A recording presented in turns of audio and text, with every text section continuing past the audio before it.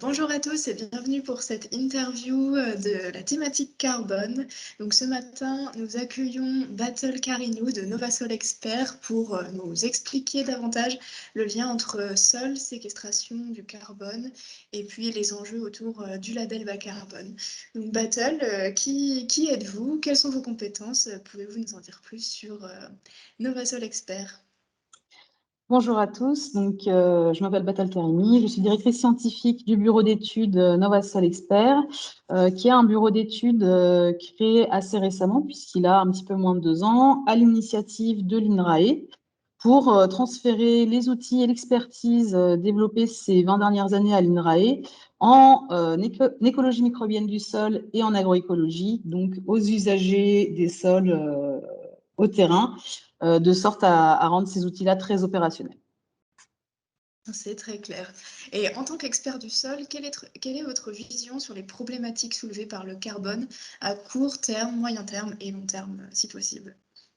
Alors, nous, on a une vision du carbone qui est très microbienne, hein, puisqu'on a une vision de l'écologie microbienne des sols, on a une approche microbienne des sols.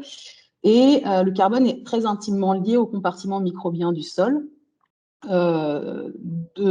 Premièrement, parce que le carbone est la ressource nutritive principale des micro-organismes.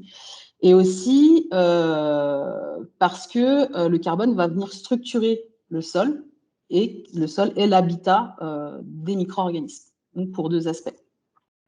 Donc, un des enjeux majeurs d'un point de vue du carbone pour les micro-organismes, c'est bien sûr qu'il y en ait dans le sol, donc en termes de quantité, mais aussi en termes de qualité, de diversifier les sources de carbone, puisque si on est sur une seule source de carbone, soit qui est très facilement décomposable par les micro-organismes, donc à court terme, donc ça ne va pas suffire, c'est-à-dire que ça va nourrir les communautés microbiennes à très court terme, donc ça va faire une forme de flush, mais à long terme, le sol va finalement être appauvri.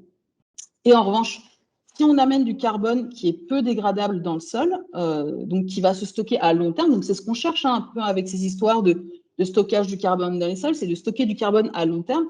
Et si on amène que du carbone qui est stockable à long terme, finalement, on ne nourrit pas les micro-organismes, ou très peu. Et donc, ça va aussi bloquer leur fonctionnement et bloquer la fertilité microbiologique du sol. Donc, tout est question d'équilibre. Il faut réussir à apporter du carbone dans les sols, à la fois dans cette optique de stockage du carbone à long terme, et aussi pour venir nourrir les micro-organismes et améliorer la fertilité microbiologique des sols, et donc la fertilité aussi pour les cultures. D'accord. Et est-ce que si on stocke du carbone de manière très rapide dans le sol et qu'on nuit à sa fertilité, est-ce que c'est facile après ou de pouvoir reconstruire cette fertilité et cette vie microbienne du sol? Alors, ça ne va pas être si facile, ça va être un travail de longue haleine qui va se faire sur plusieurs années. Il y a un exemple assez, assez classique, assez clair en France, hein.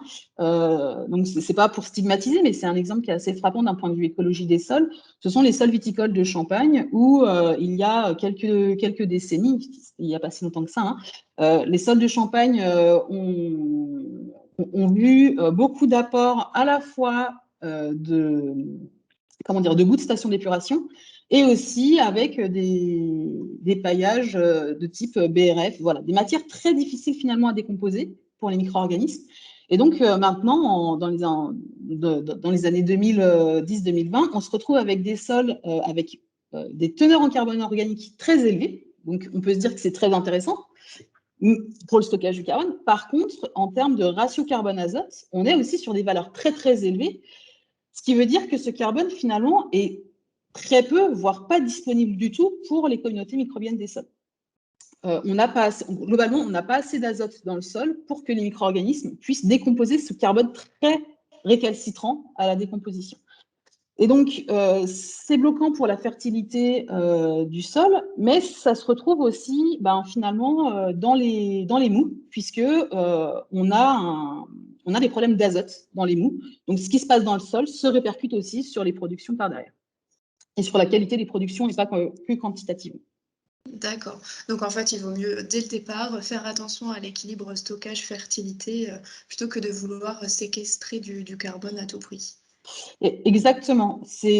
Tout est une question d'équilibre. Et alors, on a un petit problème, nous, en tant qu'humains, c'est-à-dire que quand on a une problématique, on a un mot-clé, on a tendance à aller toujours dans les extrêmes, à vouloir tout faire à fond. Sauf que d'un point de vue écologique, ça n'a pas de sens. Il faut revenir à une réflexion pour avoir des systèmes équilibrés à court, moyen et long terme. Et la question du carbone, alors on se rend compte qu'il y a des grands enjeux environnementaux avec le réchauffement climatique, avec les gaz à effet de serre. Et donc, il y a cette problématique de stocker du carbone dans les sols, enfin, cet enjeu de stockage du carbone dans les sols, qui a aussi un enjeu économique, petit à petit, hein, on le découvre. Mais même s'il y a ces enjeux où on se dit qu'on est pressé, il faut malgré tout réfléchir à ne pas, derrière, en fait, avoir des répercussions à long terme, à moyen et long terme, sur la fertilité de nos sols agricoles, surtout en France, puisque on est quand même un gros pays producteur, que ce soit des grandes cultures ou viticoles. Merci pour ces explications très claires. Alors parlons un peu des leviers justement qui peuvent permettre à la fois de séquestrer du carbone dans les sols, mais aussi de garder cet équilibre séquestration-fertilité. Quels exemples, est-ce que vous expérimentez des leviers, vous, chez Novasol Expert? Alors effectivement, on a quelques expérimentations, quelques projets où on expérimente ce genre de levier. Alors, ce sont des leviers qui sont expérimentés dans un contexte de transition agroécologique aussi, dans lequel la question du carbone se pose au même titre que celle de la biodiversité des sols, de la qualité des sols. Et donc, on a des expérimentations qui sont à la fois en contexte viticole, puisque en contexte viticole, historiquement, donc on a nos cultures pérennes qui sont la vigne, qui a la vigne, mais les interrants étaient classiquement non enherbés, étaient nus, étaient beaucoup travaillés ou désherbés chimiquement. Et finalement, on se rend compte que d'avoir eu ces interrants nus, ça a causé une perte aussi de la qualité microbiologique des sols. Et donc, dans cette transition agroécologique, il y a des essais qui sont faits sur des enherbements, des types d'enherbements différents, donc enherbements spontanés par rapport à des enherbements semés et des différents types de semis, par exemple des engrais verts. Effectivement, on a travaillé sur un essai où des engrais verts, différents engrais verts ont été testés et on voit clairement que le semis d'engrais verts comparé à un enherbement spontané a des bénéfices sur la biomasse microbienne, donc sur l'abondance des micro-organismes, qui est la base de la fertilité microbiologique d'un sol. Et par ailleurs, ces engrais verts vont aussi bénéficier à la constitution du stock de carbone du sol, bien entendu.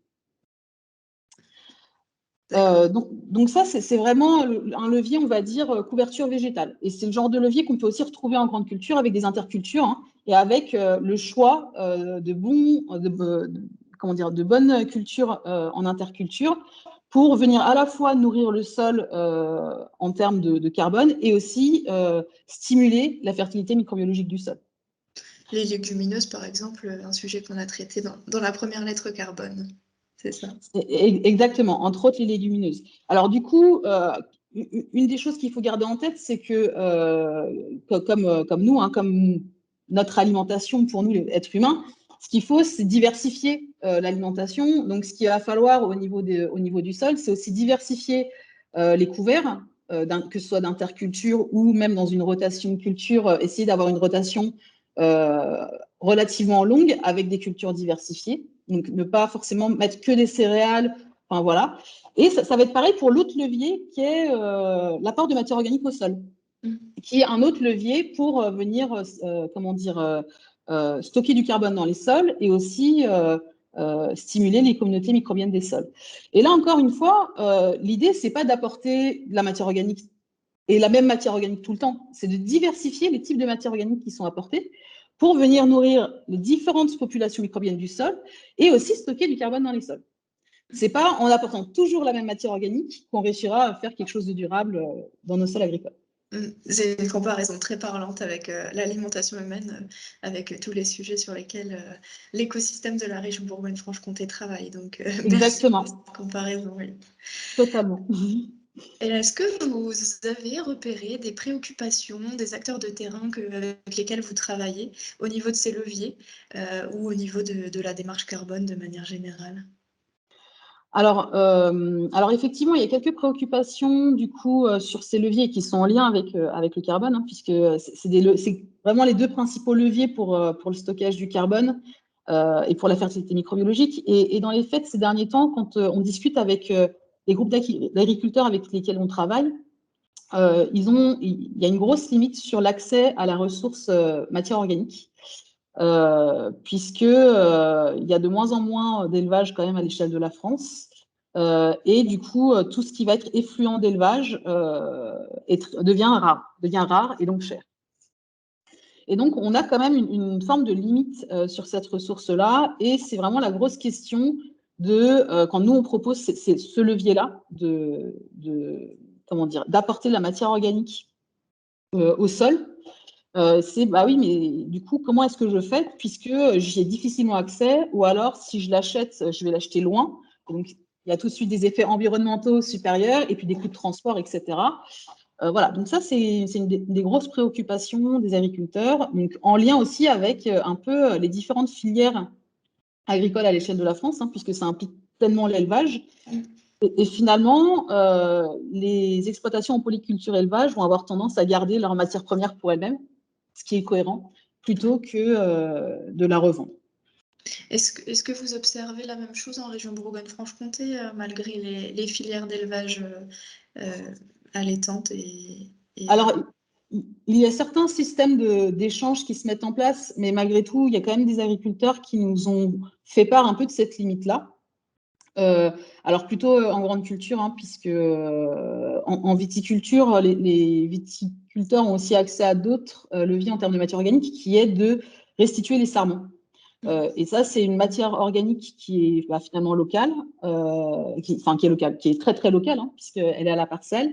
Et c'est quelque chose qui a été montré dans la littérature scientifique, que la restitution des sarments au sol était bénéfique à la qualité microbiologique des sols. Et c'est une source de carbone organique aussi qui va se stocker dans les sols malgré tout. Donc voilà, donc en viticulture, il y a peut-être une source de matière organique supplémentaire par rapport à la grande culture.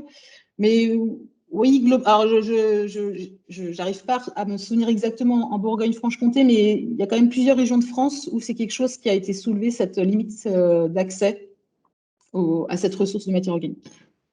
Alors, tu as parlé de système d'échange, donc j'ai juste envie de citer très rapidement la startup Agri-Échange, qui est membre du réseau Agronov et qui justement facilite les échanges entre agriculteurs, que ce soit du matériel, mais aussi des matières premières, des effluents. Donc voilà, on voit des initiatives, et d'ailleurs elle a été créée par un agriculteur lui-même, donc voilà, on voit des initiatives qui peuvent peut-être aider sur ces sujets-là.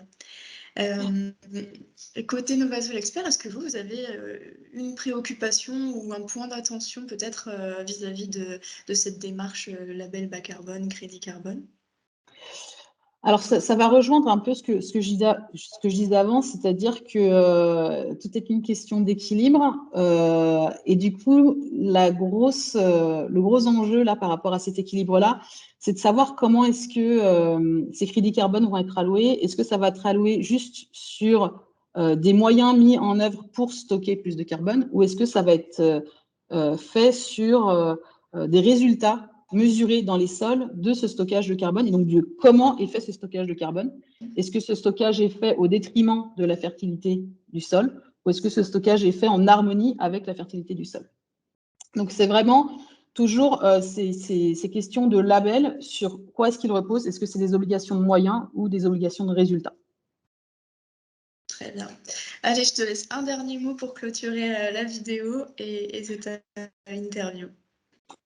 Alors, le dernier mot, je dirais, pour reprendre un petit peu tout ce que j'ai dit, c'est se concentrer sur le carbone, c'est important, mais ne pas oublier le reste du système agricole, c'est-à-dire la culture, qui est quand même l'objectif principal des sols agricoles, c'est de produire. Et donc, le sol dans sa globalité, que ce soit sa fertilité physique, chimique et biologique. Eh ben, un grand merci Battle, un grand merci aussi à Charles Guillan qui a participé avec nous lundi sur la préparation de cette interview et puis à toute l'équipe de Novasol Expert. Merci À Lisa. bientôt. À bientôt.